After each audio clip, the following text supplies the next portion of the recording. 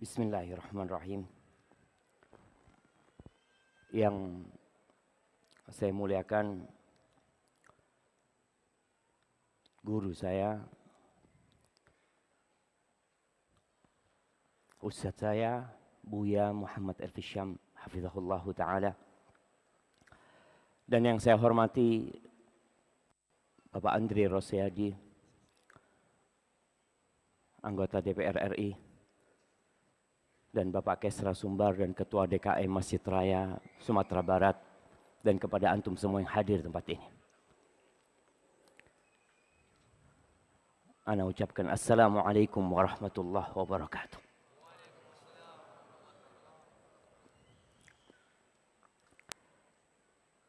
Alhamdulillah. Alladzi bi ni'matihi tatimmu shalihat.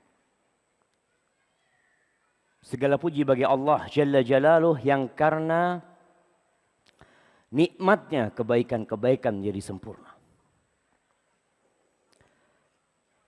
Kadangkala kita memiliki keinginan untuk melakukan kebaikan, untuk berbuat amal soleh. Tapi seringkali perbuatan itu tidak pernah terjadi. Semua kebaikan yang dapat kita lakukan itu sejatinya adalah karena kebaikan Allah sama kita. Kita bisa hadir di tempat ini, khususnya yang duduk di soft pertama. Hendaklah antum banyak-banyak memuji Allah Azza wa Jalla. Karena dialah yang menggerakkan hati,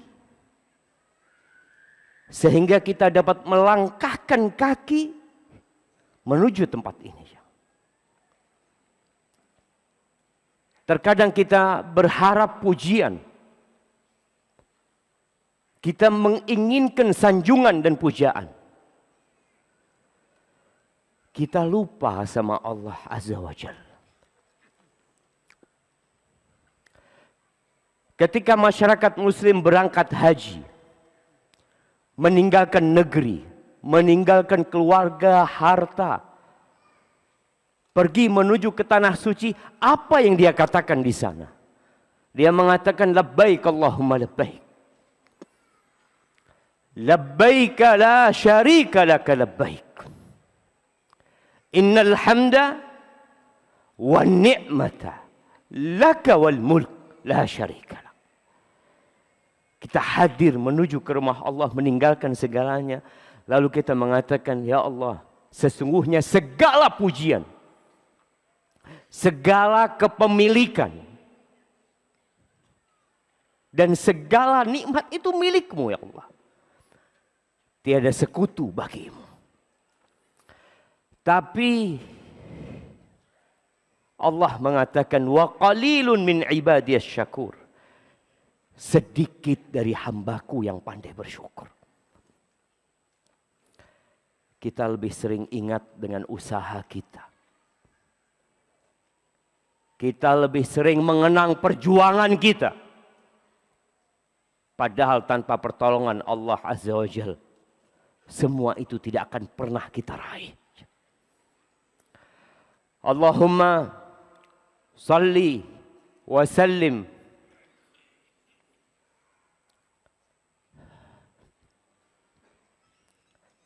wazid wa barik wa an'im ala abdika wa rasulika.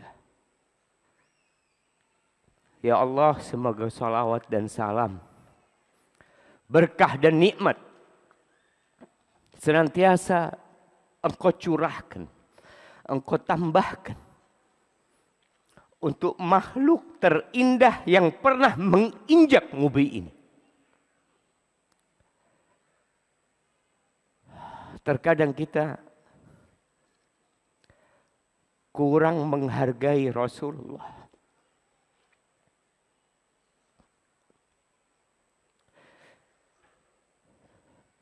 Sallallahu alaihi wasallam. Antum bisa bayangkan, kalau Nabi kita Muhammad sallallahu alaihi wasallam dibandingkan dengan Nabi Ibrahim, Nabi kita itu lebih mulia. Kalau Nabi kita Muhammad sallallahu alaihi wasallam dibandingkan dengan ulul azmi minar rusul, dibandingkan dengan Nabi Nuh, Nabi Ibrahim, Nabi Musa, Nabi Isa alaihi wassalatu wassalam, tetap lebih mulia Nabi kita Muhammad sallallahu alaihi wasallam. Dan kalau Nabi kita Muhammad sallallahu alaihi wasallam dibandingkan, ditimbang dengan seluruh nabi, itu tetap lebih mulia Nabi kita Muhammad sallallahu alaihi wasallam. Tapi apa yang kita lakukan buat beliau, jemaah? Yang kita tidak akan bisa masuk surga kecuali lewat jalan beliau. Bagaimana beliau berkorban.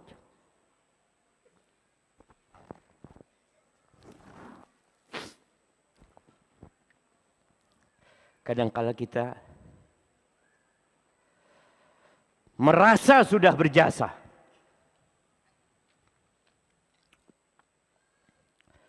Bagaimana Nabi kita Muhammad sallallahu alaihi wasallam menyampaikan agama ini? Bagaimana beliau diusir dari Taif, dilemparin batu berdarah-darah. Apa sih yang beliau lakukan? Beliau hanya ingin menyelamatkan umat manusia. Beliau keliling ke pasar-pasar, ke tempat-tempat kumpulnya manusia, mengatakan kepada mereka, "Qulu la ilaha illallah tuflihu." Katakan la ilaha illallah, kalian selamat. Ahibati fillah. Semua nabi itu punya doa yang mustajab. Dan semua nabi telah memanfaatkan momentum itu di dunia. Kecuali Nabi kita Muhammad sallallahu alaihi wasallam. Beliau menyimpan doa mustajabnya itu untuk kita, ya. Syafa'atan li ummati. Kita perlu melanjutkan perjuangan beliau alaihi salatu wassalam. Usahakan langkah kita, desahan nafas kita berisi salawat untuk Rasulullah sallallahu alaihi wasallam. Dan semoga suatu saat kita bisa minum dari telaga Rasulullah sallallahu alaihi wasallam. Dan semoga salawat itu bersambung untuk keluarga beliau, untuk istri-istri beliau, untuk putra-putri beliau, dan untuk seluruh sahabat Nabi. Semoga Allah meridai kita bersama mereka. Amma ba'd. Ana bergembira sekali bisa datang ke Sumbar ini. Ana terharu melihat antum hadir di tempat ini. Semoga bukan hanya antum yang selamat kelak.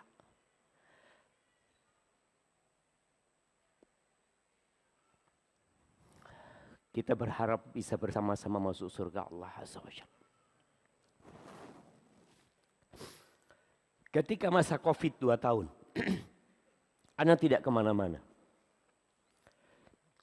Ana sampaikan kepada teman-teman yang ngundang, kalau Ana terbang naik pesawat, yang pertama akan Ana tuju adalah Sumbar. Dan alhamdulillah Allah kabulkan doa. Ahibati fillah. Bicara berjalan untuk hari ini.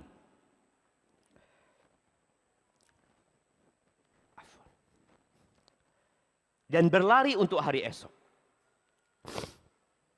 Terkadang konsep ini tidak difahami oleh kebanyakan manusia. Banyak manusia berlari, berlomba untuk hari ini. Tapi dia tidur untuk hari esok. Semua ingin kaya. Itu fitrah manusia. Semua ingin mapan hidupnya. Kita kalau melihat orang pakai mobil bagus, kita melihat orang sukses, adalah keinginan di hati kita, kapan ana seperti itu? Wajar jemaah. Itu hal yang wajar. Karena memang dunia ini adalah ujian kita.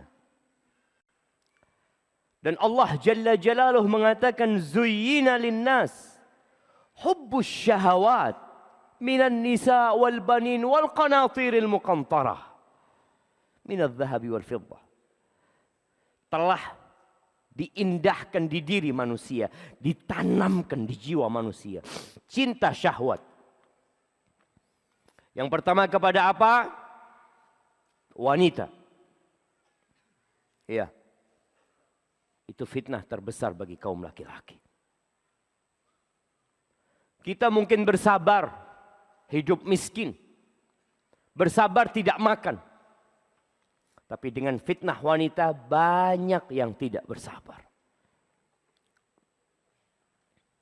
Kemudian anak. Dan setelah itu harta.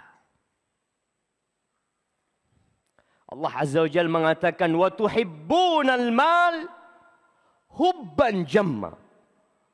Dan kalian cinta dengan harta, cinta mati. Sehingga kita melihat bagaimana manusia mengerahkan segala energinya untuk hari ini. Mereka belajar.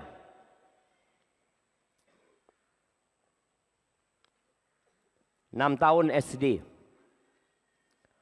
3 tahun SMP. 3 tahun SMU. Kuliah 4 tahun. Cari apa? Enggak tahu. Sebagian mungkin cari akhirat. Tapi sebagian memikirkan masa depan dia di bumi ini. Berapa tahun dia sekolah untuk mencari dunia. Bahkan merantau meninggalkan keluarganya.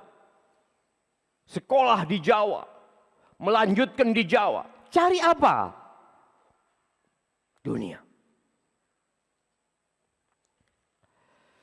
Sebagian merantau meninggalkan Indonesia. Menuju ke negeri yang lain. Untuk apa lagi? Kenapa dia siap meninggalkan istri? Sebagian orang Sumbar ada yang merantau ke Malaysia? Ada. Anda nggak tahu? Ada. Nah, dia tinggalkan Indonesia. Dia tinggalkan rendang yang enak di Sumbar ini. Dia tinggalkan berkumpul dengan istri, anak-anak, keluarga. Dia tinggalkan semua untuk mengais rezeki. Anda tidak mengatakan itu tercela, tidak. Tapi kita melihat bagaimana mereka bersaing, berebut, bahkan saling sikut, kezaliman dilakukan. Rahim diputuskan. Untuk mencari dunia ini kadangkala.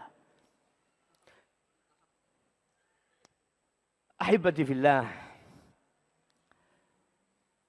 Sesukses apapun antum nanti. Sekaya apapun diri antum.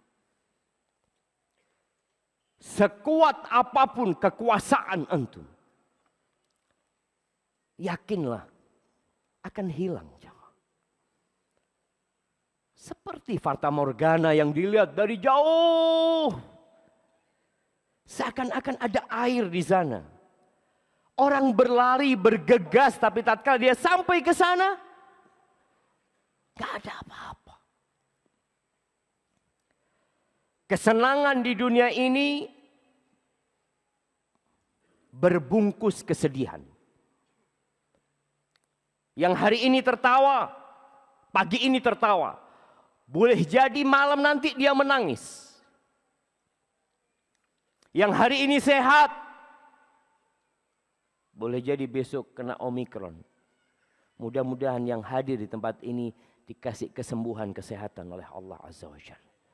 Tapi itu kehidupan jemaah. Pernah ada orang kaya raya. Dia ganti oli. Di tempatnya anak punya bibi. Mobilnya bagus. Perempuan yang keluar. Dengan emas yang menghiasi tangannya. Kelihatan nih orang sukses.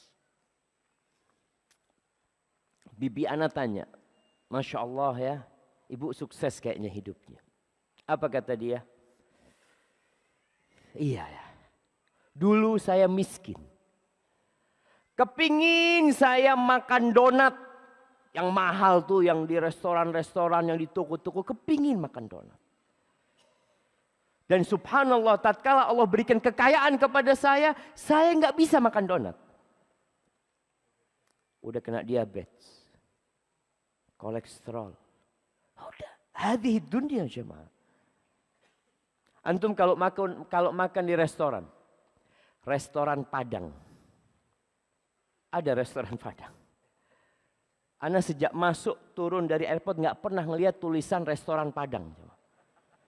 Padahal di Jawa banyak gitu loh. Tapi ana heran ketika sampai Padang nggak ada itu restoran. Kalau antum lihat makanan yang disuguhkan satu meja itu berapa banyak macamnya. Mampukah antum memakannya? Semuanya nggak mampu. Itu dunia. Allah Azza wa Jalla berfirman, "Idza zulzilatil ardu zilzalaha." Kelak bumi ini akan goncang. Kelak masjid raya yang kita bangun, yang dibangun dan kita banggakan ini akan hancur. Sehancur-hancur. Wa akhrajatil ardu athqalaha. Dan bumi ini akan memuntahkan isi yang ada di perutnya. Rasulullah sallallahu alaihi wasallam bersabda di dalam hadis yang diriwayatkan Imam Muslim tentang yang akan dimuntahkan oleh bumi yang kita pijak sekarang ini. Tatkala semuanya sudah rata dengan tanah. Kita melihat ada gunung-gunung, ada bukit tinggi. Nanti akan rata semuanya. Kata Nabi SAW, bumi ini akan memuntahkan buah jantungnya, buah hatinya. Amthal al-ustuwan minadh dhahabi wal fiddah. Yang akan dimuntahkan itu apa? Seperti pilar-pilar yang besar, emas dan perak. Kita melihat bagaimana berebutnya manusia kalau ada emas dan perak. Dari Amerika datang ke Indonesia. Ngapain? Ada emas. Ada emas di sana. Bagaimana investor-investor luar negeri ketika di sebuah daerah ada emas, mereka datang menawarkan diri. Ya, nanti nggak perlu diolah lagi itu emas ya, Allah akan keluarkan batangan-batangan emas, bukan 1 kilo, bukan 2 kilo, mungkin 1-2 ton batangan emas itu tergeletak jemaah. Lalu orang yang pernah membunuh dahulu, dia melihat batangan emas itu, dia mengatakan, "Fi hada qataltu." Gara-gara ini aku pernah membunuh dahulunya. Tapi bukan sebesar itu jamaah. Kadang-kala kita lihat orang membunuh, na'udzubillah. Anda membaca berita ada 2 pembunuh bayaran, hanya dibayar 1 juta bunuh orang jemaah. Bukan 1 kilo emas, 1 juta. Ini yang kita katakan, dia berlari untuk hari ini mendapatkan sesuatu yang remeh-temeh. Wa yaji'ul qati', datang orang yang memutuskan silaturahim ketika dalam kehidupan dunia. Dia mengatakan fi hadza qata'tu rahbi. Gara-gara emas ini, gara-gara perak ini, gara-gara harta ini aku memutuskan silaturahim. Berapa banyak keponakan yang tidak lagi kenal dengan pamannya gara-gara warisan. Berapa banyak dua sahabat atau dua kerabat yang kerja sama berpisah gara-gara harta. Wa yaji'us sariq, datang pencuri. Atau pekerjaan-pekerjaan lainnya yang mengambil harta orang. Lalu dia mendatangi itu emas yang seperti pilar-pilar mengatakan fi hadza quti'at yadi, karena ini tanganku dipotong. Kesempatan mereka untuk memiliki emas dan perak tanpa lelah. Adakah satu pun di antara mereka yang berusaha untuk membawa itu pilar? La. Kata Nabi SAW, thumma yada'unahu. Kemudian mereka meninggalkan semua itu. Fala ya'khuduna minhu syai'an. Mereka sama sekali tidak ada yang mengambil emas dan perak itu. Ahibbati fillah. Ada kehidupan setelah ini. Dunia ini sudah tua, jemaah. Sudah tua. Rasulullah sallallahu alaihi wasallam menceritakan kepada kita, u'dud sittan baina yaday sa'ah.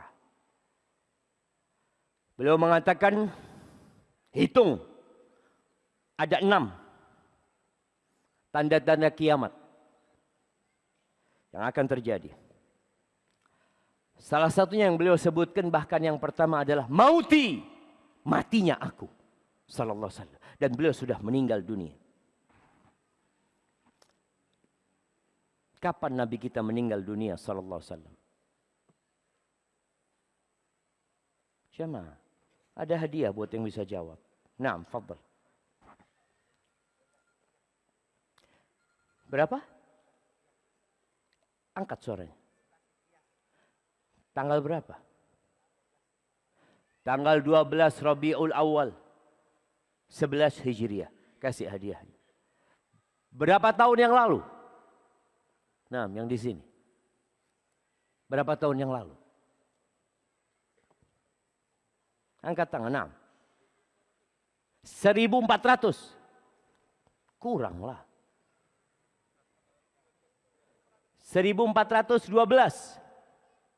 Ini hampir betul. Yang sebelah sini dulu. Ya kasih hadiahnya. Manusia itu nggak sabaran. 1433. Kenapa antum sejak ada handphone nggak bisa ngitung? Tahun 11 meninggal. Sekarang 1443. Oh salah tadi. Tapi nggak apa, udah diambil hadiahnya ya. 1443 dikurangi 11. 1432 lah. Kok 33 itu? Barakallahu fikum. Beliau mengatakan tanda kiamat yang pertama mauti sallallahu alaihi wasallam, meninggalnya aku. Beliau sudah meninggal 1432 tahun yang lalu, jamaah. Semakin dekat kiamat itu, jamaah. Dan antum tidak akan lagi melihat ada negeri namanya Indonesia nanti. Wala Malaysia, wala Amerika. Semua akan jadi satu tanah yang rata. Kita yang masih bertahan di sini sedang nunggu antrian. Malaikat pencabut nyawa sudah punya list siapa yang mati hari ini. Siapa yang mati jam ini. Dan kalau sudah mati akan pergi selama-lamanya meninggalkan dunia ini. Bagaimana seharusnya kita menyikapi kehidupan ini? Ada yang berkata harus seimbang, Ustaz. Balance. Apa seimbang bahasa Padangnya? Apa? Tamu bare. Tamu bare. Samobare. Oh, sama berat. Samobare, kasih hadiahnya. Samobare jamaah. Kalau samobare itu seorang suami punya istri 2, ya harus samobare. Sehari di sini, sehari di sini. Karena sama dia. Tapi bagaimana menyamakan dunia dengan akhirat jamaah? Menyeimbangkan dunia dengan akhirat. Gimana kita? Bayangkan Nabi kita Muhammad sallallahu alaihi wasallam hidup di muka bumi ini 63 tahun. Hanya 63 tahun. Di perut bumi, di alam barzakh sana. Berapa tahun beliau hidup? 1432 tahun. Gimana mau samobare tadi itu? Gimana kita ngatakan harus seimbang? Ya enggak lah. Anda mau lebih lama di sana. Contoh supaya kita faham ketika orang bicara seimbang dunia akhirat, coba kita pahami. Kalau Anda hari ini mau berangkat ke Jakarta, Anda mau tinggal di Jakarta 3 hari. Kemudian dari Jakarta 3 hari, Anda akan ke Jember. Anda mau 1 tahun di Jember. Apakah bekal yang dibawa sama? 3 hari sama 1 tahun? Ya enggak sama lah. Tapi manusia kata Allah Azza wa Jal, bal tu'thirunal hayatad dunya. Kalian lebih mementingkan kehidupan dunia. Wal akhiratu khairu wa abqa. Akhirat itu lebih baik dan lebih kekal. Allahu Akbar, di perempuan-perempuan di dunia mereka sibuk pamer dengan pakaian mereka. Entah mungkin ada pakaian yang bertahtakan permata. Anak kadang-kala kepingin tahu coba. Pakaian paling mahal di dunia berapa sih? Ada yang puluhan miliar ternyata coba. Pakaian puluhan miliar. Kata Nabi SAW tentang wanita surga, wala nasifuha khairun minad dunya wa ma fiha. Kerudungnya bidadari surga, sumber seisinya untuk beli itu nggak cukup. Bayangin jemaah. Indonesia seisinya dijadikan uang untuk membeli itu yang namanya kerudungnya bidadari surga nggak cukup. Itu kerudungnya bidadari surga lebih baik dari dunia dan isinya. Masa kita seimbang mencari dunia dengan akhirat?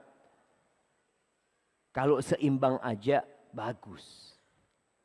Tapi kalian lebih mementingkan kehidupan dunia. Ahibati fillah. Di surat At-Taubah ayat 38. Allah Azza wa Jalla menegur kaum muslimin di masa Nabi SAW. Para sahabat Nabi. Apa kata Allah kepada mereka? Ya ayyuhalladzina amanu. Wahai orang-orang yang beriman. Yang enggak beriman, tutup kupingnya. Ini panggilan khusus. Nggak perlu nguping dengan panggilan orang-orang beriman. Ini panggilan untuk yang beriman. Apa kata Allah? Malakum idza qila lakum unfiru fi sabilillah itsaqaltum ilal ard. Kenapa kalian? Kalau dikatakan kepada kalian berangkat perang di jalan Allah Azza wa Jal, kalian kok berat dengan dunia kalian ini. Berat. Dengan kehidupan dunia kalian ini. Kenapa?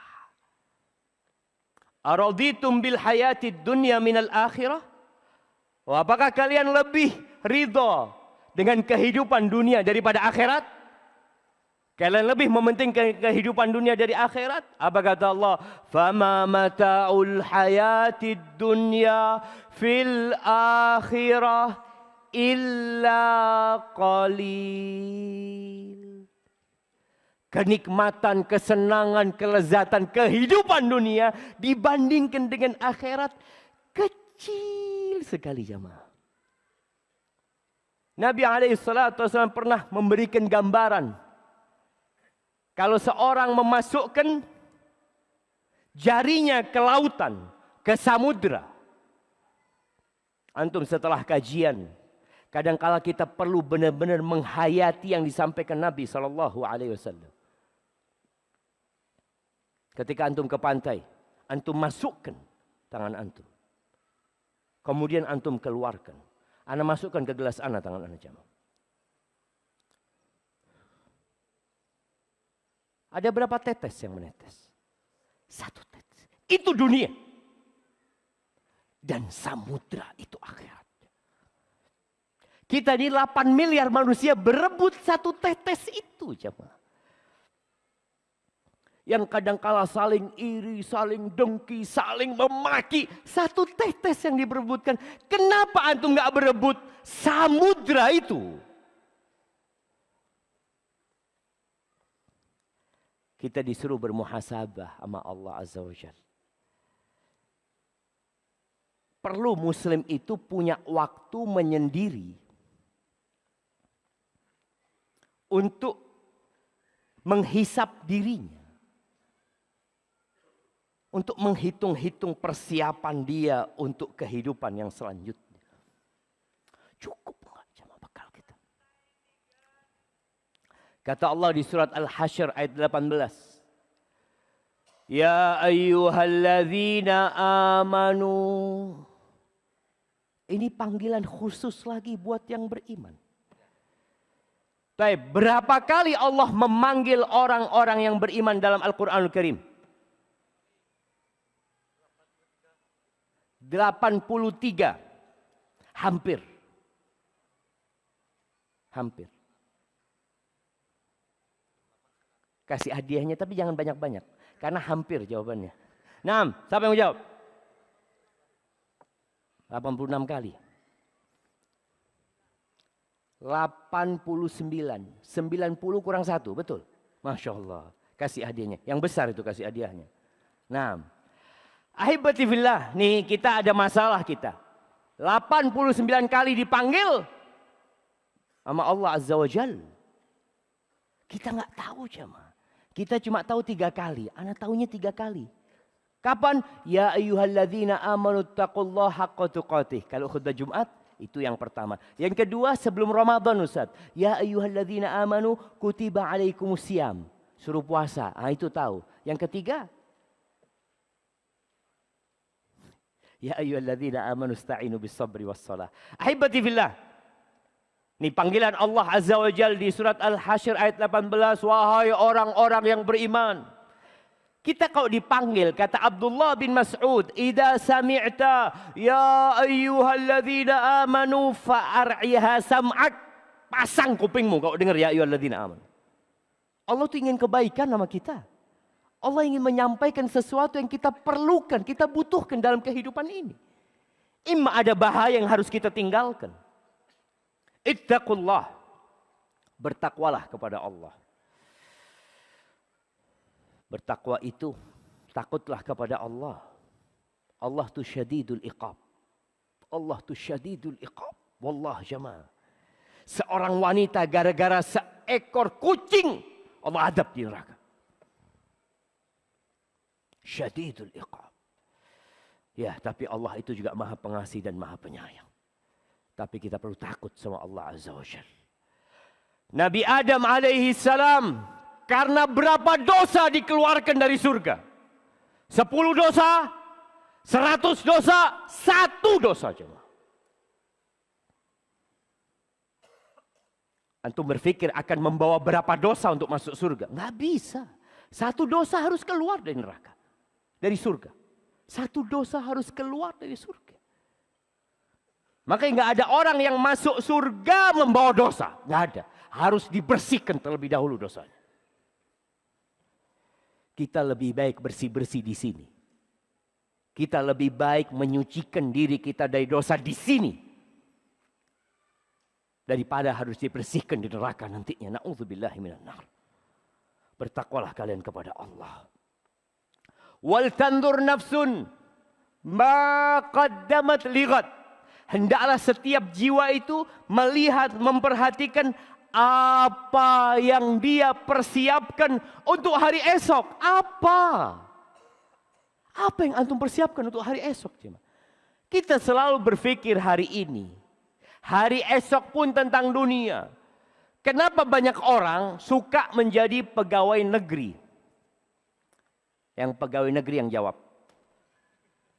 Nah, angkat tangan. Pegawai negeri. Gimana? Pensiunan. Udah pensiun, umur berapa antum pensiun? Kasih hadiahnya dulu.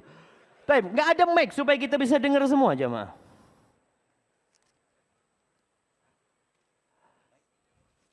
Baik, tafadhol. Kenapa banyak orang ingin jadi PNS? Itu yang jawab. Nah, antum udah dapat hadiah, kok nggak dibalikin hadiahnya? Tafadhol. Karena ada jaminan masa depan, masa tua, ada pensiunan.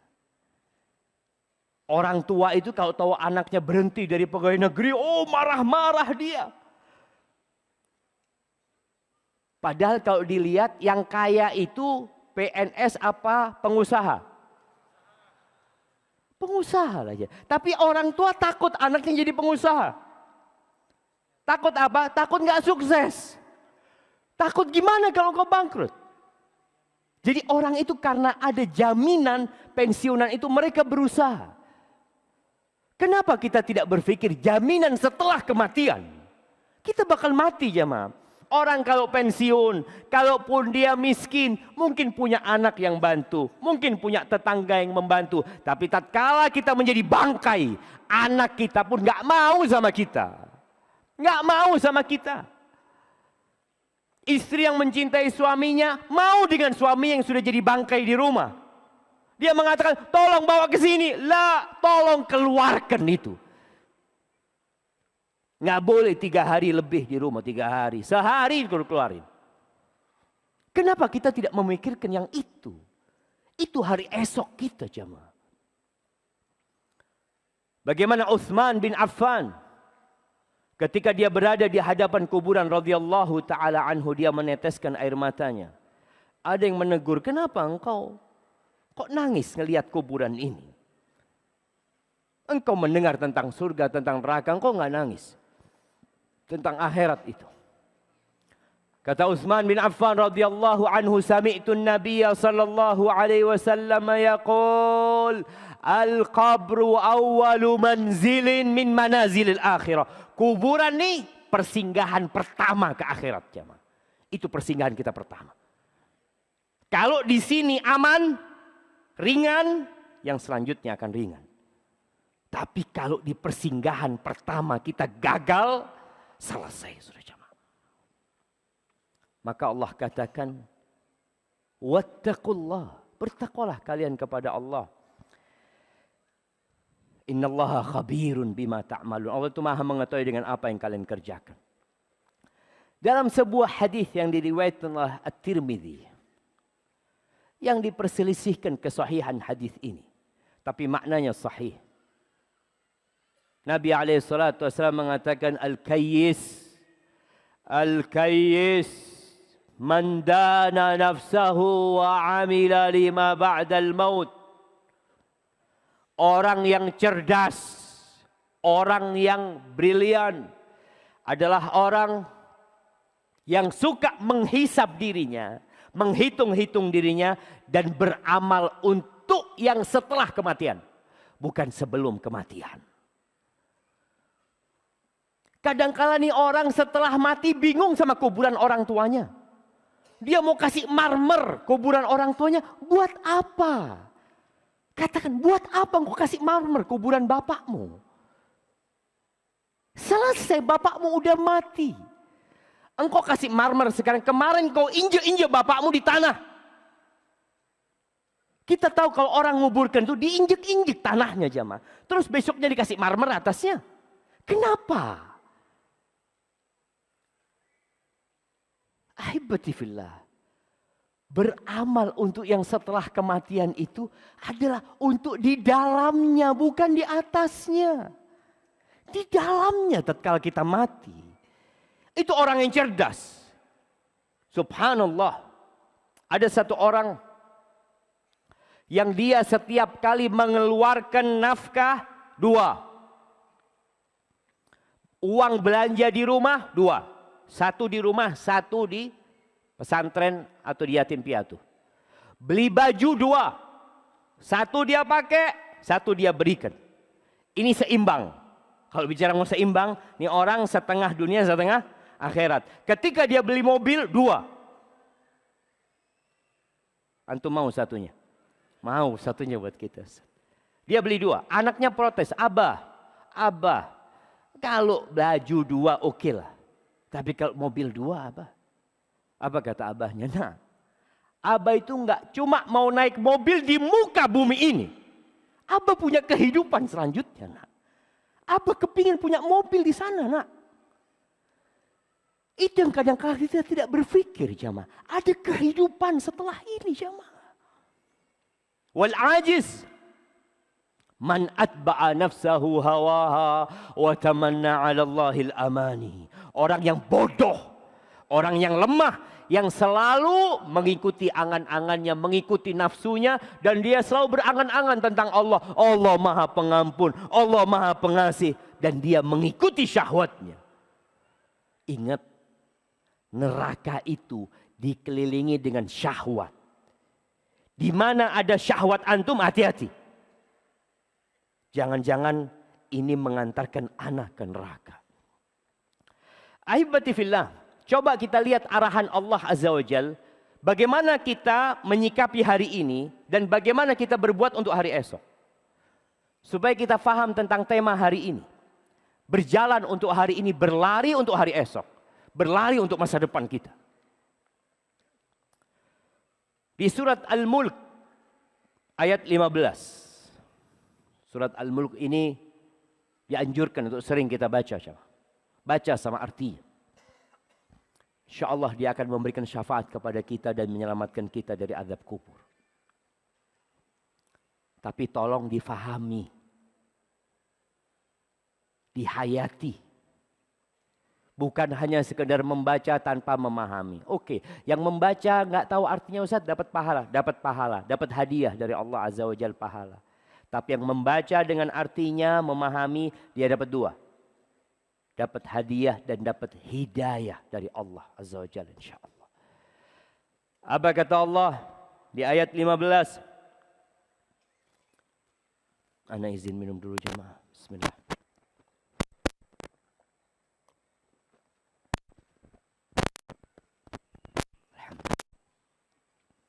Huwallazi ja'ala lakumul arda zalula famshu fi manakibiha wa kulu min rizqihi wa ilaihin nusyur. Dialah Allah Jalla Jalaluh yang menjadikan bumi ini landai.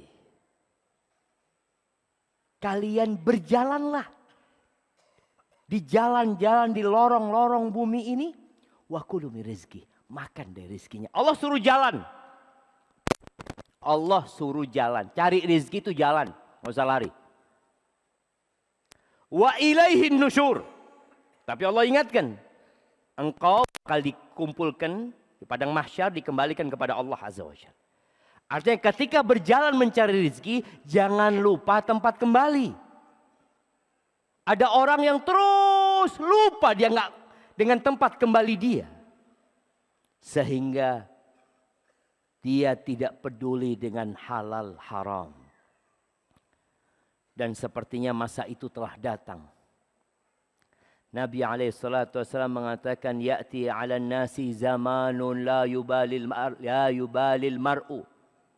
Akan datang suatu masa kepada manusia. Yang dimana orang itu tidak lagi peduli tentang apa yang dia hasilkan. Amin halal, atau min haram. Mau halal, mau haram, udahlah. Kadang-kadang kalau dikasih itu nggak boleh lo haram. Sedikit-sedikit haram antum. Tahu dari mana antum haram? Al-halalu bayyinun wal haramu bayyinun. Yang halal udah jelas, yang haram udah jelas, tapi kita nggak belajar. Wa bainahuma umurun mushtabihat la ya'lamuhunna katsirun minan nas. Di antara halal haram ini ada yang syubhat. Ada yang syubhat. Yang dia kayaknya halal tapi kayaknya haram. Kok kayaknya deket ke haram, syubhat. Banyak yang nggak tahu, tapi banyak yang tahu juga.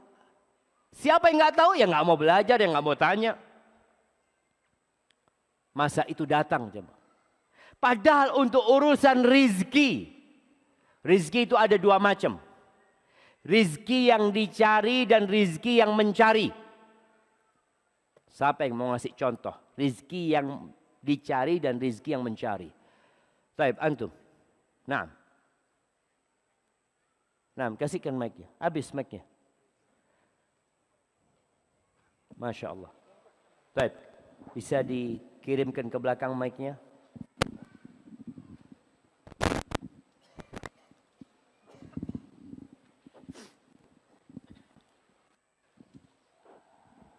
Bismillahirrahmanirrahim. Langsung aja Ustaz. Rezeki yang dicari atau rezeki yang kita usahakan.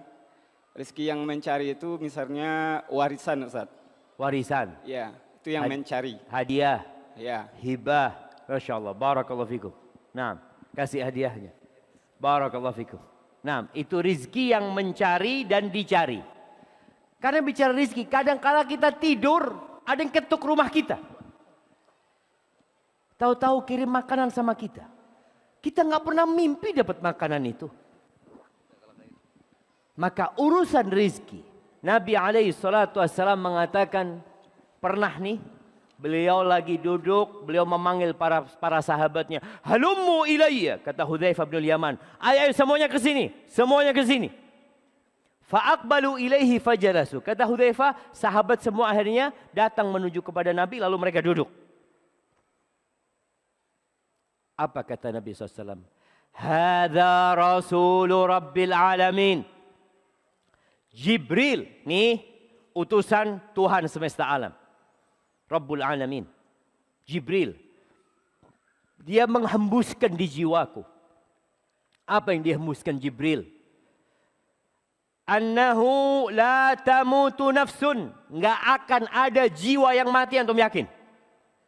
Tidak akan ada orang mati kecuali rizkinya sudah lengkap. Jadi jangan mikir orang, ya Allah kesian, ini orang ini Ustaz, uangnya tinggal 1 triliun Ustaz. Memang bukan rizki dia. Antum yakin? Antum tidak akan mati sampai rizkinya lengkap. Terkadang seorang anak ini, ketika orang tuanya sakit parah, di rumah sakit ya, tahu-tahu seger abahnya. Atau dia sempat koma terus, bugar kembali, sadar kembali. Anak-anak tanya, alhamdulillah abah, senang keluarganya. Mereka tanya, abah kepingin apa abah? Abah kok kepingin dadiah? Apa dadiah? Ampiang dadiah. Abah kok kepingin itu? Siap! Anaknya langsung berangkat, beli. Dia suku, ayah tafadhol ayah. Masya Allah, ayah makan. 2-3 sendok mati. Karena memang ada 2 sendok dadiah yang belum masuk ke dia. Kita nggak bakal mati jamaah sampai rizki kita full. Yang tertinggal itu bukan rizki kita. Tadi rizkinya orang lain. Rizkinya anak, rizkinya istri, rizkinya Masya Allah. Kata Nabi SAW, wa in abta'a 'alaiha. Walaupun lambat, datangnya rizki kadang-kala lambat. Ada orang yang usaha bertahun-tahun belum sukses, lambat tuh kesuksesan dia. Fattaqullah wa ajmilu fit talab. Kata Nabi SAW, bertakwalah kepada Allah dan carilah rizki itu dengan cara yang cantik, dengan cara yang indah, dengan cara yang baik. Kenapa? Wala yahmilannakum istibta'ur rizq. Jangan sampai perasaan rizkinya lamban, kok nggak datang, membuat dia mencari dengan cara yang haram. Itu banyak terjadi. Orang akhirnya menempuh jalan yang haram gara-gara rizkinya kok nggak datang-datang. Kok lambat banget. Kalau cara seperti ini Ustadz, kayaknya nggak kaya-kaya anak Ustadz. Akhirnya ngurangin timbangan. Antum lihat pedagang yang ngurangin timbangan. Kenapa dia? Karena perasaan dia kalau nggak ngurangin timbangan dia nggak cepat kaya. Kalau kayak orang lain Ustadz ya nggak kaya-kaya. Subhanallah. Dan hati-hati yang jadi pedagang. Tolong belajar bagaimana berdagang yang sesuai dengan syariat. Itu urusan dunia kita suruh berjalan, suruh bersabar. Dalam menghadapi kelambatan rezeki nggak usah lari-lari, nggak usah tergesa-gesa. Tapi dalam urusan akhirat. Apa kata Allah? Di surat Al-Jumu'ah ayat 9. Ahibati fillah, kita itu punya aturan datang sholat Jumat. Tolong dibaca surat Al-Jumu'ah. Allah mengatakan, ya ayyuhalladzina amanu. Nih, buat orang-orang yang beriman lagi. Wahai orang-orang yang beriman. Idza nudiya lis-salati mi yaumil jumu'ah. Apabila dikumandangkan panggilan pada hari Jumat. Fas'au ila dzikrillah, bersegeralah menuju zikrullah. Sa'i itu bukan jalan, tapi jalan yang penuh dengan usaha dan semangat. Itu sa'i. Fas'au ila dzikrillah. Wa dzarul bai', tinggalkan jual beli. Kenapa kok yang dibicarakan jual beli, bukan kantor, bukan tempat kerja? Karena jual beli ini usahanya untungnya langsung jemaah. Dia kalau tutup pelanggannya pergi. Tapi kalau urusan kerjaan kantor bisa dikerjakan kapan? Habis sholat masih bisa dikerjakan. Tapi ini pelanggan-pelanggan gimana nih? Bisa pindah ke toko lain? Enggak. Dia mengatakan kalau sudah datang panggilan itu. Dia tutup usahanya. Jual belinya. Dia menuju ke rumah Allah Azza wa Jalla. Gimana? Lah, yakfi. Enggak apa-apa.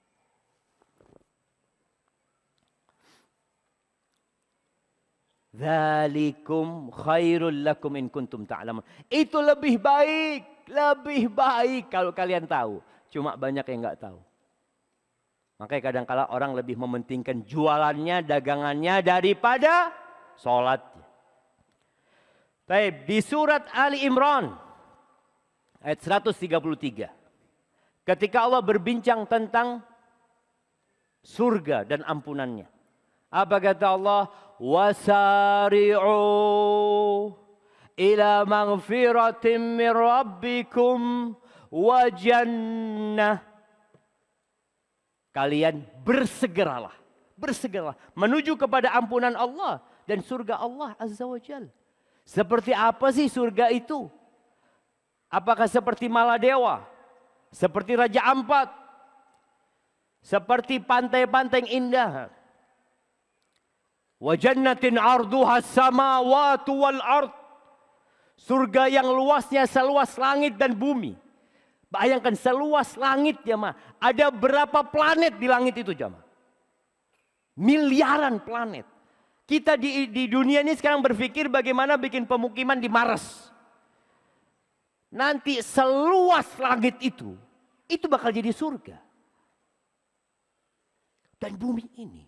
Arduhas samawati wal ard. Uiddat lil muttaqin. Untuk siapa? Untuk yang bertakwa. Kita disuruh bersegera. Jadi kalau dengar azan waktu sholat jangan nunggu qomat. Antarlah belum qomat. Datang segera jemaah. Kita waktunya tinggal berapa menit lagi. Nah, jadi kita masuk tanya jawab bentar lagi. Taib. Kemudian di surat Az-Zariyat ayat 50. Kalau tadi menuju ke masjid kita disuruh sa'i. Menuju kepada surga Allah dan ampunannya bersegera. Pernah Nabi SAW dalam satu peperangan mengatakan, Qumu ila jannatin arduhas samawati wal ard. Kalian bangkit semuanya menuju ke surga Allah. Yang luasnya seluas langit dan bumi. Itu ada Umair ibn Hammam al-Ansari. Dia mengatakan, ya Rasulullah, jannatun arduha samawatu wal ard. Surga itu seluas langit dan bumi. Kata Nabi, na'am. Apa kata Umar? Bakhin, kata dia. Kata Nabi, kenapa engkau ngomong kayak gitu? Kata Nabi SAW. Enggak ya Rasulullah, aku cuma berharap bisa menjadi penghuni surga yang luasnya seluas langit dan bumi ini. Apa kata Nabi SAW? Anta min ahliyah, engkau termasuk yang akan masuk ke surga Allah. Allahu Akbar. Gimana perasaan Umar? Ketika Nabi mengatakan itu, dia mengeluarkan dari kantong bajunya atau kantong sarung pedangnya beberapa butir kurma. Lalu dia mulai makan kurma itu untuk memperkuat dirinya. Apa kata Umar? La in ishtu hatta akula hadhihi tamarat la hiya hayatun tawilah. Kalau aku hidup sampai menghabiskan kurma ini, itu kehidupan yang panjang kata Umar. Dilemparkan itu kurma, Umar lari ke tengah-tengah pasukan dan dia tewas di jalan Allah Azza wa Jalla. Kita sedang mencari yang luasnya bukan seluas Indonesia, jamaah. Seluas langit dan bumi. Apa enggak pantas kita berlari untuk itu? Di surat Az-Zariyat ayat 50. Allah Azza wa Jalla mengatakan fafirru ilallah inni lakum minhu nadhirum mubin. Ini Nabi alaihissalatu wasallam mengatakan kepada kaumnya, kepada umatnya, berlarilah kalian, kaburlah kalian menuju Allah. Kabur dari mana kita? Kita lari dari mana menuju kepada Allah Azza wa Jalla? Dari neraka, jemaah. Dari azab Allah Azza wa Jalla. Dari hukuman yang menanti. Ingat, Allah Azza wa Jalla mengatakan wa in minkum illa wariduha. Tidak ada satupun di antara kalian kecuali akan melewati neraka itu. Kana ala rabbika hatman maqdiyah. Kalian selamatkan diri kalian, lari menuju kepada Allah Azza wa Jalla. Tinggalkan segalanya. Allah yang jadi tujuan kita. Bagaimana seorang muslim ikrarnya, inna salati wa nusuki wa mahyaya wa mamati lillahi rabbil alamin.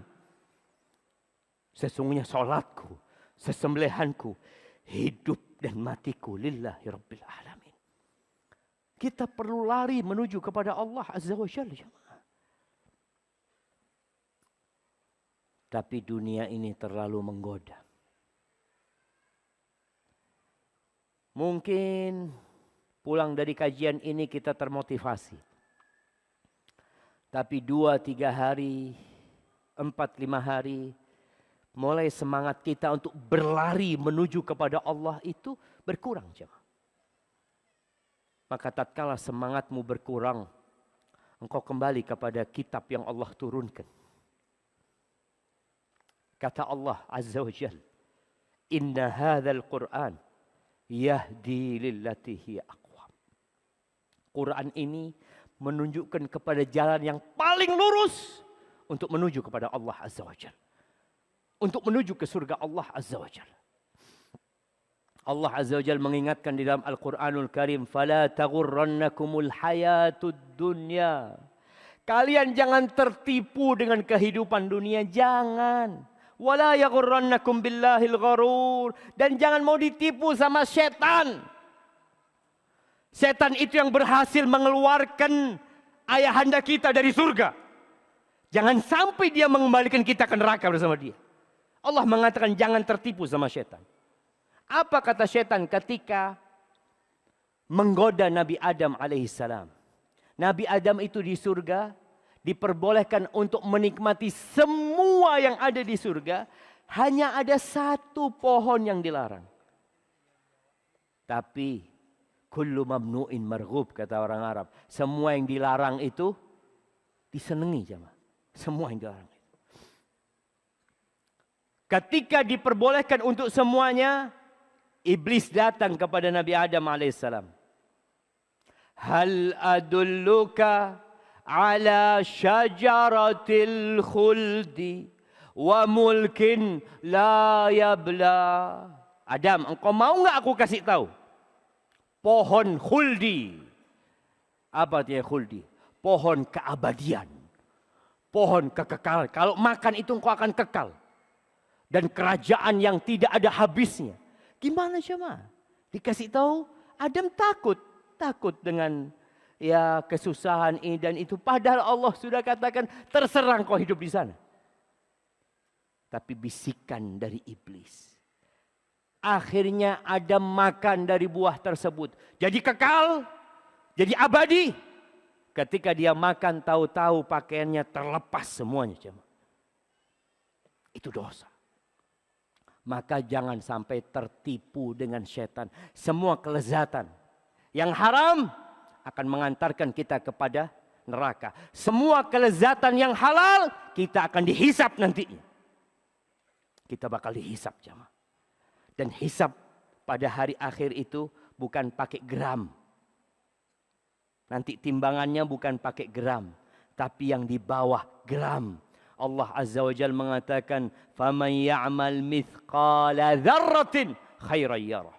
Barang siapa yang beramal mithqal dzarrah, seberat semut yang kecil yang mungkin kalau jalan dia itu nggak kita rasakan, dia akan mendapatkan balasan kalau itu kebaikan atau kalau itu keburukan.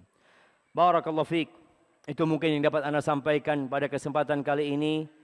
Semoga memotivasi kita untuk berjalan saja. Ustaz, tapi kan muslim kalau bisa kaya. Ya, tapi kaya untuk akhirat. Ingat, kaya untuk akhirat. Engkau mendapatkan jabatan untuk akhirat. Kita perlu orang-orang kaya yang untuk akhirat. Jadi niatkan ketika engkau berusaha untuk akhiratmu. Cari dunia ini, tapi untuk berlari menuju ke akhirat dengan apa yang antum dapatkan. Hadza wa sallallahu ala nabiyina Muhammad wa ala alihi wasallam. Mungkin kita masuk ke sesi tanya jawab. Jazakallahu khair.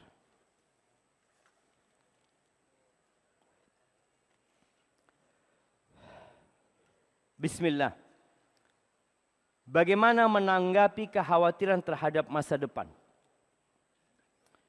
Ahibati fillah. Allah memang menguji kita dengan rasa takut. Walanabluwannakum bisyai'in minal khauf. Terus bagaimana supaya kita tidak khawatir dengan masa depan kita? Dari 6 rukun iman, ada satu rukun yang insya Allah kalau kita meyakini hal itu tenang kita jemaah. Bersama rukun iman yang lainnya. An tu'mina bil qadari khairihi wa syarrihi. Beriman dengan takdir yang baik dan yang buruk. Ketika kita tahu bahwasanya masa depan kita telah dicatat 50.000 tahun sebelum penciptaan langit dan bumi. Ya sudah. Rizki kita akan nyampe kepada kita.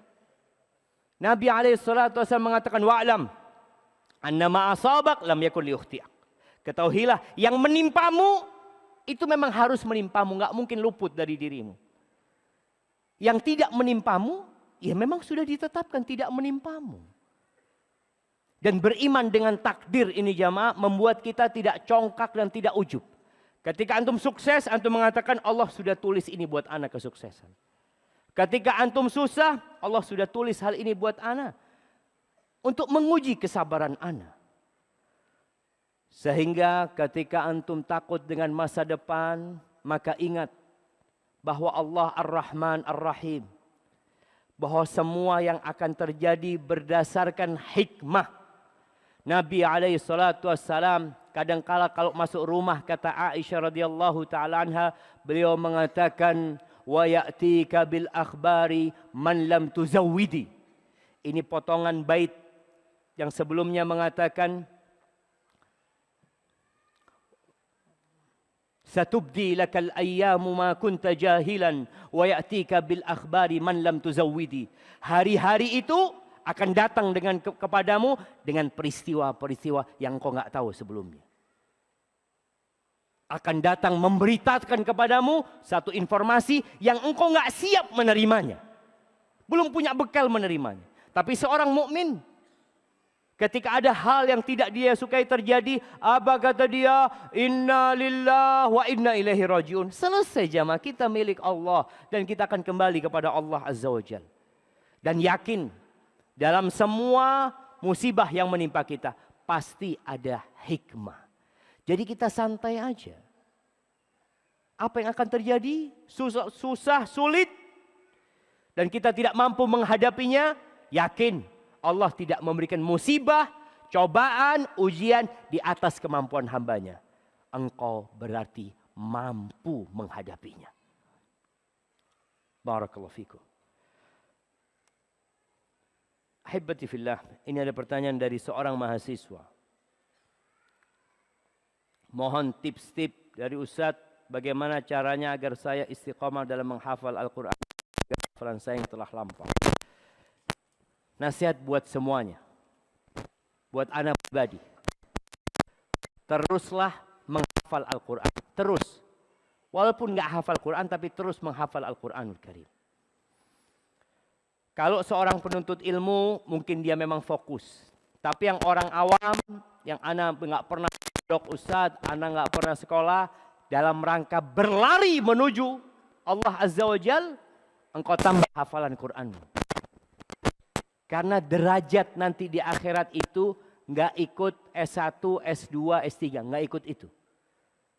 Derajat di sana tidak ikut kepangkatan yang ada di dunia ini, enggak. Ikut apa?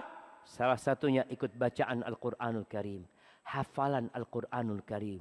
Bagaimana dikatakan kepada orang yang punya hafalan Quran, Iqra, baca nanti di surga. Warqa, naik derajatmu. Warattil kama kunta turattil fid dunya. Dan tartilkan. Sebagaimana engkau mentartilkan di dunia, karena kedudukanmu akan berada di akhir ayat yang kau baca. Maka tolong. Jangan anak orang awam, anak nggak pernah mondok, iya. Yang nggak pernah mondok, yang merasa orang ini kesempatan sekarang di sisa umur anak, dalam setahun anak akan menghafal satu surat dari Al-Quranul Karim. Mampu nggak mampu? 355 hari menghafal satu surat. Mampu nggak jamaah? Mampu tapi nggak mau. Itu masalahnya. Adapun bagaimana menghafal Al-Quranul Karim, yang pertama bersihkan hatimu, perbaiki niatmu, dan perlu ada jadwal yang dihafal. Ada target. Kalau memang sehari setengah halaman, ya engkau baca tuh setengah halaman sampai hafal. Kemudian setorkan. Jangan menghafal kemudian merasa sudah hafal tidak pernah menyetorkannya. Dan kalau bisa sebelum menghafal disetorkan dahulu bacaannya. Supaya bacaannya nggak salah. Kalau menghafal salah, membenahinya berat.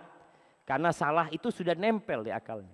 Jadi sebelum menghafal, disetorkan bacaannya, udah benar baru mulai menghafal. Kemudian nanti di murojaah, yang hari ini dihafal, besok di murojaah, nambah hafalan baru. Terus seperti itu, sambil berdoa memohon kepada Allah untuk dimudahkan jamaah. Barakallahu fikum.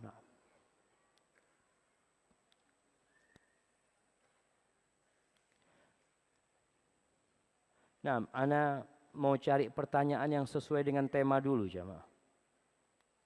Panitia ini nggak tahu apa yang diseleksi sama panitia ini.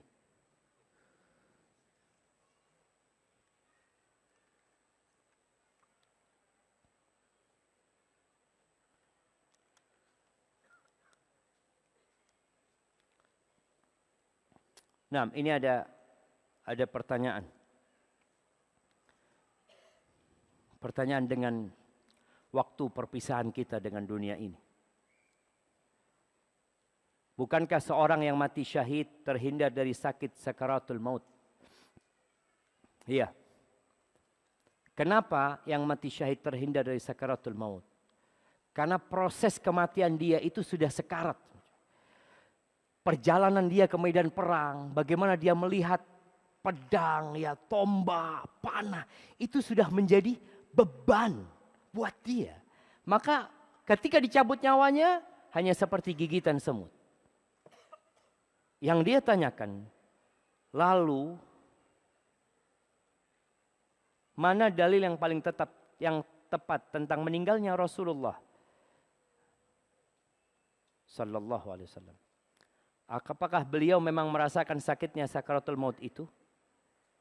Apa tujuan Allah memberikan sakaratul maut kepada Rasul SAW?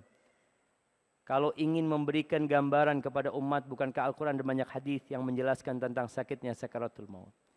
Ahibati fillah, Nabi alaihi salatu wassalam itu sakitnya lebih parah dari kita. Kalau tanya kenapa? Kenapa Ustaz? Karena Allah sayang sama Nabi. Tidak ada di muka bumi ini seorang Nabi yang pernah disakiti seperti disakitinya Rasulullah sallallahu alaihi wasallam. Jangan bicara sakaratul maut. Hidup Nabi alaihi salatu wassalam.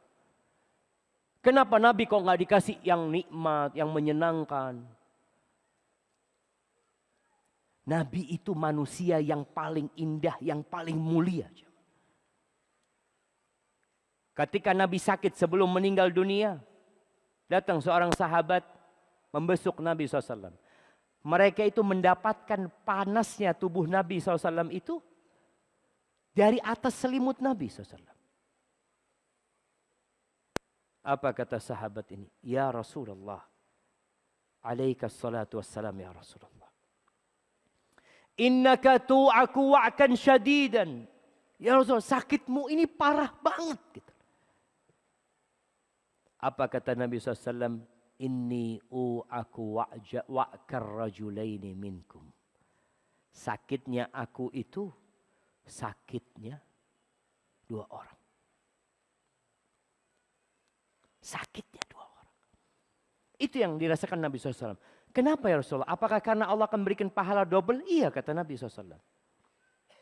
Sakaratul maut yang diberikan kepada Nabi SAW ketika berpisah dengan dunia ini. Selain pelajaran buat umatnya, karena memang Allah akan memberikan derajat tertinggi buat Nabi SAW. Maqaman mahmuda. Bagaimana di padang mahsyar nanti, ketika miliaran manusia mencari solusi untuk masalah mereka. Datang kepada Nabi Adam, Nabi Nuh, Nabi Ibrahim, Nabi Musa, Nabi Isa. Bayangin, di satu tempat jamaah. Mereka mencari solusi. Lalu mereka datang kepada Nabi kita Muhammad sallallahu alaihi wasallam. Nabi kita mengatakan analaha analaha. Pintu surga itu enggak dibuka kecuali buat Nabi kita Muhammad sallallahu alaihi wasallam. Jadi sakaratul maut yang dirasakan adalah untuk meninggikan derajat Nabi sallallahu alaihi wasallam. Makanya itu jangan heran kalau ada orang kok kayaknya matinya gampang banget ya. Nabi kita berat matinya. Sebenarnya perpisahan ruh dengan jasad itu sakit. Sakit. Maka Nabi mengatakan ala inna lil mauti la sakarat. Oleh karena itu tatkala Fatimah mengatakan ya Rasulullah kok parah banget sakitmu ya. Susah banget kondisi Nabi SAW. Kata Nabi SAW, la karba ala ba'dika ba'dal yum. Mulai hari ini enggak ada lagi kesusahan buat ayahmu. Enggak ada lagi. Itu kesusahan terakhir yang harus dirasakan Rasul sallallahu alaihi wasallam. Nah, anak kembalikan ya kepada antum.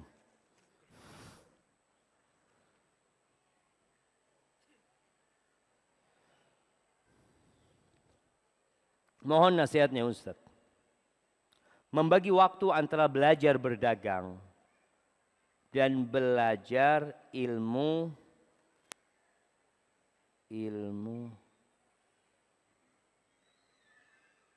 kok nggak paham apa ini?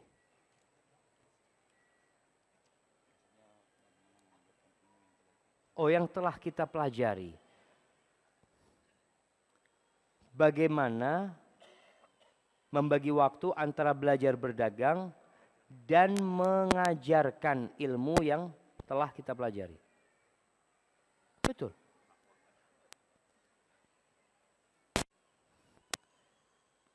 Bingung juga jemaah. Waktu belajar berdagang dan mengajarkan ilmu yang telah kita pelajari. Ini seorang pedagang.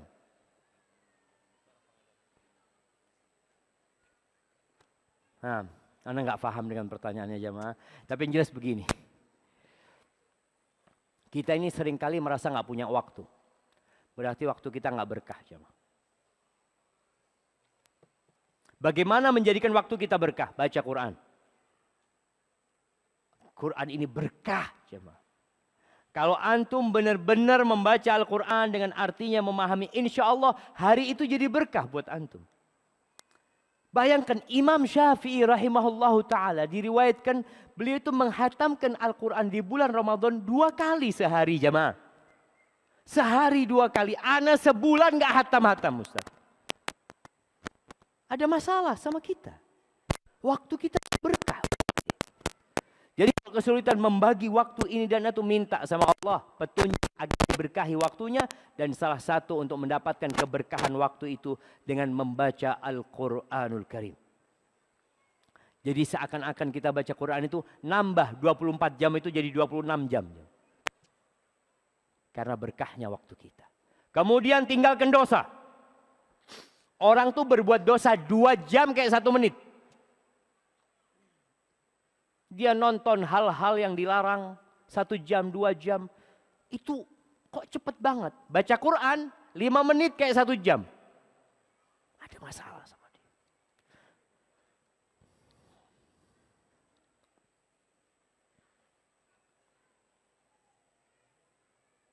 Ana dan 7 orang teman Ana dari Pariaman. Kami pelajar Madrasah Aliyah. Bagaimana cara kami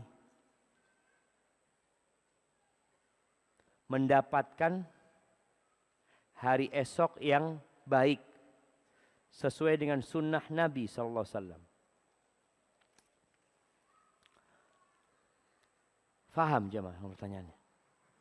Mendapatkan hari esok yang sesuai dengan sunnah Nabi. Mungkin dia ingin masa depan dia bisa menjalankan hidup ini sesuai dengan sunnah Rasul sallallahu alaihi wasallam. Ahibati fillah, kenapa kita bicara sunnah? Kenapa kita bicara amalan kita harus sesuai dengan sunnah? Karena yang diutus jadi nabi itu nabi kita Muhammad SAW. Bukan ustadz. Bukan ulama. Ulama itu pewaris para nabi. Kelak Nabi kita Muhammad alaihi salatu wassalam di padang mahsyar beliau menanti para umatnya di telaganya. Datang tuh umatnya. Nabi melihat umatnya dari bekas wuduk mereka. Tahu-tahu ketika mereka hendak mendekat ke telaga Nabi SAW, datang malaikat mengusir mereka. Nabi alaihi salatu wassalam mengatakan, ummati, umatku, kenapa diusir umatku? Di situ para malaikat mengatakan, innaka la tadri ma ahdatsu ba'dak. Engkau enggak tahu dengan apa yang dibuat-buat oleh umatmu setelah engkau meninggal dunia. Lalu Nabi alaihissalatu wasallam mengatakan, suhqan. Sudah jauh sana, jauh sana. Maka kita perlu mengamalkan sunnah Nabi SAW supaya kita enggak ditolak di telaga Nabi SAW. Memang betul kita sudah melaksanakan sholat. Beliau tahu dari tanda-tanda sholat itu. Tapi kalau ternyata kita menyimpang dari apa yang diajarkan Nabi SAW. Maka kita sulit untuk mendekat ke telaga Nabi SAW. Bagaimana caranya? Supaya kita bisa hidup sesuai dengan ajaran Rasulullah SAW. Ya belajar. Ketika belajar, belajarlah kepada yang memang tidak mengajak kepada dirinya. Yang tidak mengajak kepada kelompoknya, tapi mengajak kepada Allah dan Rasul. Dia mengajarkan, ini loh firman Allah, ini sabda Rasul sallallahu alaihi wasallam, ini loh amalannya Abu Bakar, ini kerjaannya Umar, ini loh petunjuknya Abdullah bin Mas'ud dari sahabat-sahabat Nabi. Dan dengan seperti itu, semoga kita bisa menjalankan Islam ini seperti yang dijalankan Nabi kita Muhammad alaihi salatu wasallam bersama para sahabatnya.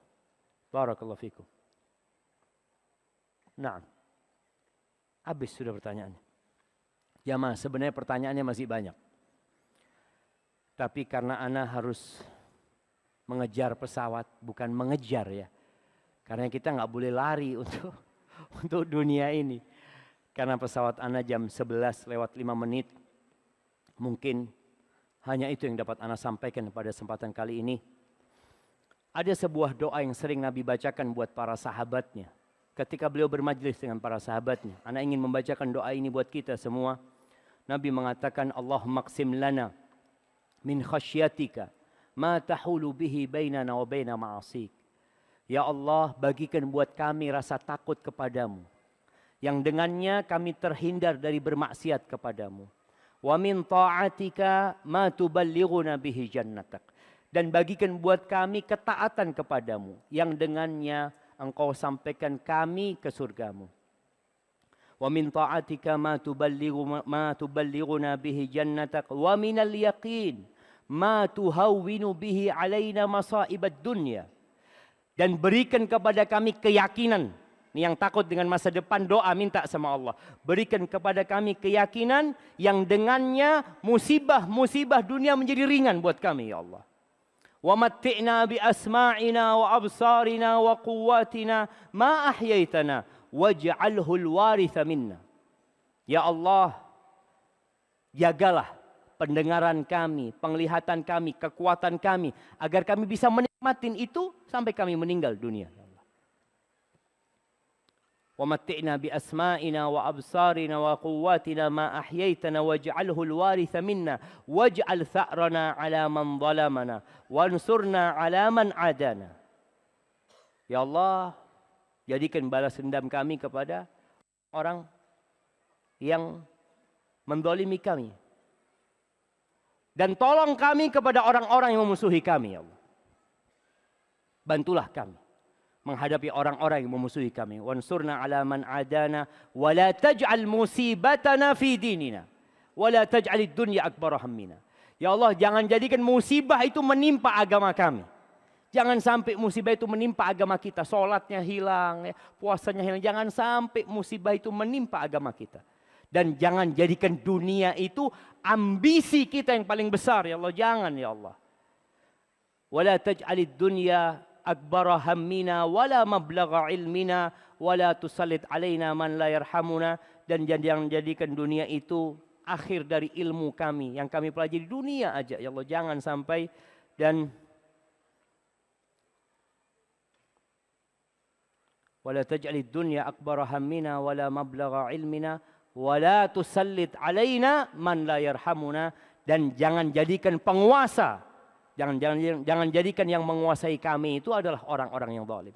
Semoga Allah memberikan kepada kita semua rahmatnya, ampunannya, dan semoga kita pulang dalam kondisi sudah diampuni dosa-dosanya. Wassallallahu ala nabiyyina Muhammadin wa ala alihi wa sahbihi wasallam. Wassalamualaikum warahmatullahi wabarakatuh.